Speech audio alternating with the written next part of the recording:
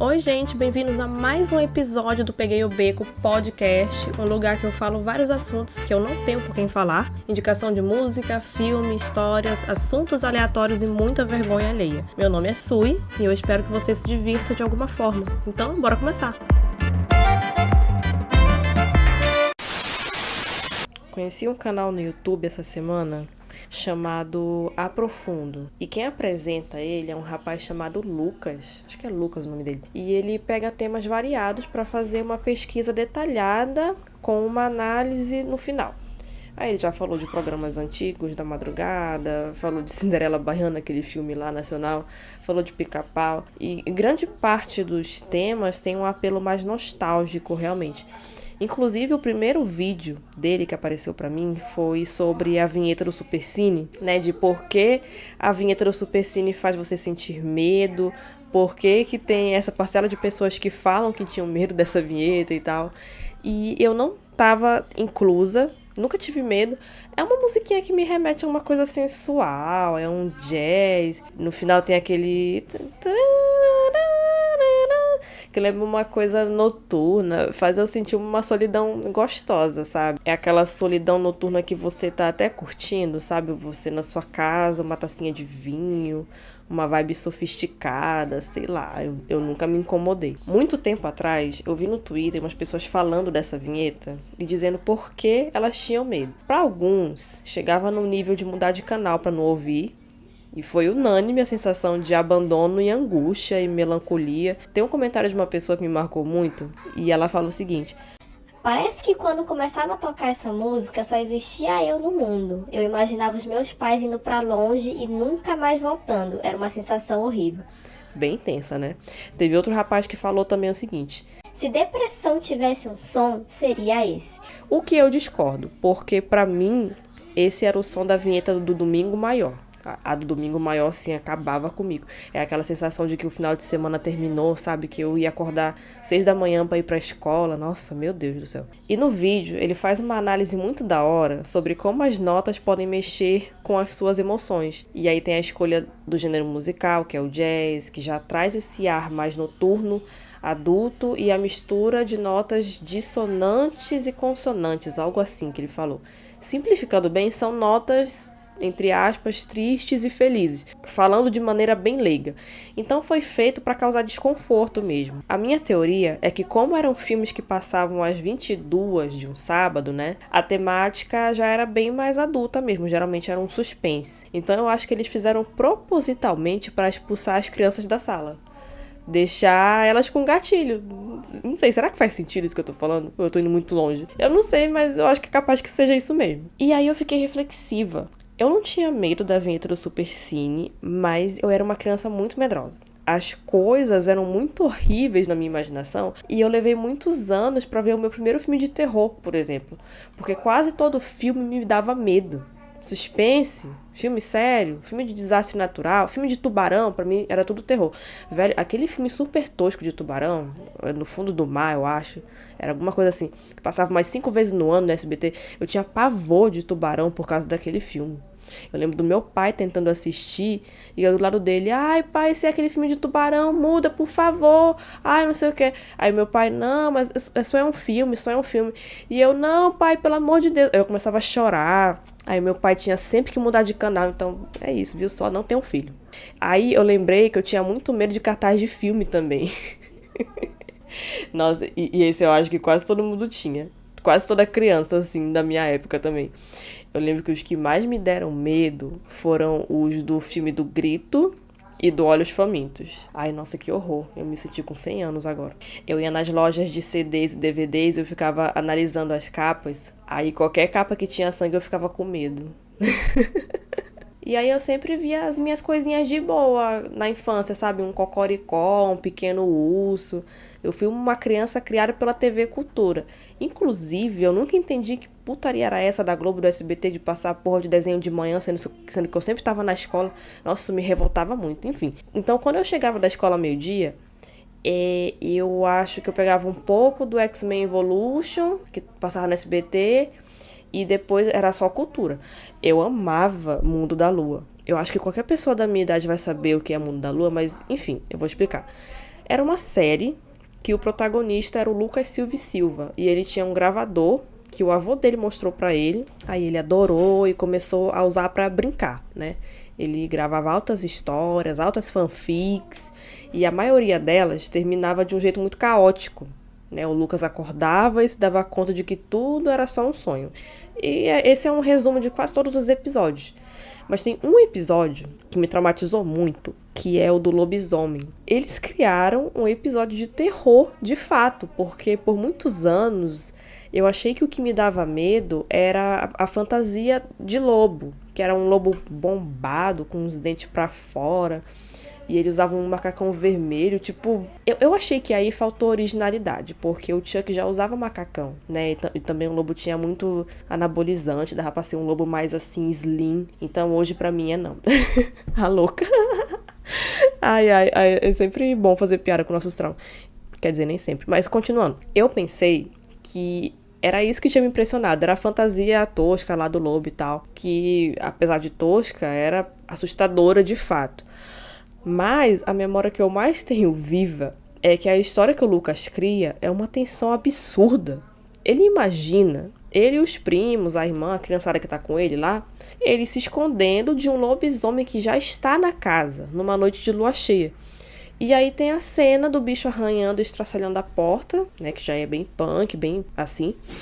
E quando ele entra, ele come as crianças uma por uma. Ele até palita os dentes, sabe? Então, assim, é tensão, suspense, terror. E eu lá com o meu almoço aquele dia, nossa, eu acho que eu pedi até a fome se duvidar assistindo. Aquela bem medrosa, né? Eu lembro que quando eu ligava a TV e era esse episódio que tava passando, eu até mudava de canal. Eu ficava, o quê? De novo esse bicho feio? Ah, não sou obrigada. Eu acho que eu só não tive pesadelo porque passou a tarde. Sorte a mim. Muitos anos atrás, os comerciais tinham um viés muito sensacionalista. Eu não sei se é essa a palavra, mas tinha muita coisa que podia e hoje não pode mais, né? Com a reformulação das regras do CONAR e tal. Eu falo isso porque tinham aqueles de conscientização. E os mais famosos eram aquelas propagandas antidroga, tanto que a mais marcante pra mim foi a da Ana Paula Arósio, dela falando dos malefícios do cigarro, aí que ela até fica com o rosto deformado em certo momento do comercial. Efeitos visuais que hoje em dia ninguém leva mais a sério, né? Parece que ela colocou um filtro do Instagram na cara e depois tirou. Mas naquela época ela dava muito medo, né? E aí no final clássico, né? Do diga não às drogas e não sei o que aparecia na tela. Então, a ideia principal era justamente conscientizar todo mundo através do choque, do desconforto. E junto com esses, tinham os comerciais da SOS Mata Atlântica. O que era SOS Mata Atlântica? Era uma organização sem fins lucrativos que buscava inspirar a sociedade em defesa da Mata Atlântica. Então era isso. Preservação da fauna e flora, é um assunto que hoje em dia ainda é muito relevante, né? Afinal, a gente já vive no inferno da crise climática, porque a situação só piorou, infelizmente. E tinha um comercial, que é o que eu mais me lembro, né? Vamos imaginar aqui. Era um fundo branco, e aí apareciam animais, e era uma animação onde a gente via eles como silhuetas pretas e o olho branco, né, e tal. Tipo, parecendo um brilhinho, assim, o olho. E aí uma sombra preta invadia a floresta, engolindo tudo ao redor, e aí os animais fugindo, eles com medo. Mas no final todos eles são pegos e aparece o slogan do SOS Mata Atlântica e tal, e acabava. Esse comercial me deixava tão mal quando eu assistia, que eu criei um negócio sem querer. Eu vou explicar. Não vou saber de certeza como isso ocorreu, mas provavelmente eu, bem criancinha, me impressionei tanto com aquela propaganda que eu fiz igual o Lucas Silva e Silva. Eu acho que eu dormi e eu sonhei que eu assisti um comercial que mostrava um macaquinho sendo atropelado na frente da minha casa. E era bem aqui, porque o carro batia ele e aparecia um mercado que é na frente da minha casa. E outra, antes de aparecer o slogan do SOS Mata Atlântica, tinha um take do macaquinho caído e o narrador falando umas coisas, sei lá, os animais estão cada vez mais perdendo o seu espaço, ajude a salvar o planeta. E o pior de tudo é que por muitos anos, mais tempo do que eu gostaria, aliás, eu acreditei que esse comercial era real. Eu pensei que eu tinha fantasiado só o lance de ser aqui na frente, mas que o resto, o macaco atropelado, passou na TV, realmente. Aí eu lembro que quando eu falei isso pro meu amigo, um amigo meu, né, ele me respondeu assim, nossa, mas eu nunca vi, eu acho que não existiu isso não. Aí eu falei, existiu sim, que eu vi, eu sei. E aí, finalmente, só pra provar que eu tava certa, eu fui lá e procurei vários outros comerciais do SOS Mata Atlântica e não achei nada parecido. Nada, nem similar, nem nada. Então, realmente, a gente tem a imaginação muito fértil mesmo, né? Caramba. Eu até hoje fico indignada que não existiu esse comercial. Alguém se lembra do Jesus do SBT?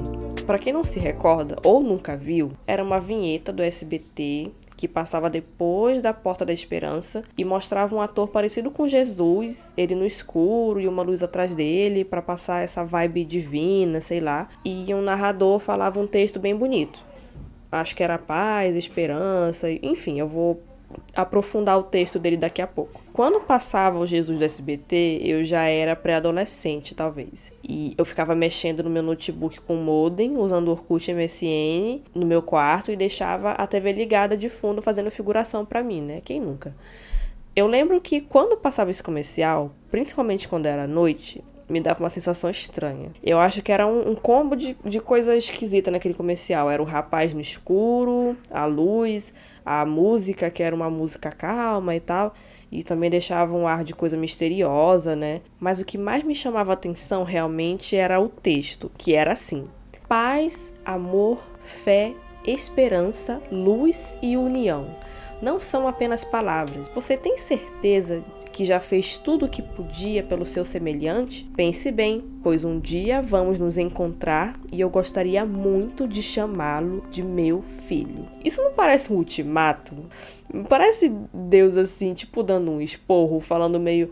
Tem certeza que tu não tá só olhando pro teu próprio nariz? E esse final, tipo, fica esperto porque a gente vai se encontrar. Parece uma ameaça. Pra mim tinha essa energia, sei lá, era muito estranho.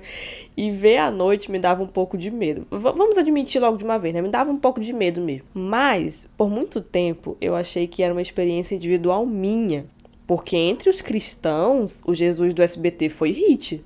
Eu lembro da minha mãe falando: poxa, ia ser tão bom se na TV passasse apenas coisas boas desse jeito, mensagens bonitas. Até descobri que muita gente tinha medo do ator, das frases, mudava de canal também.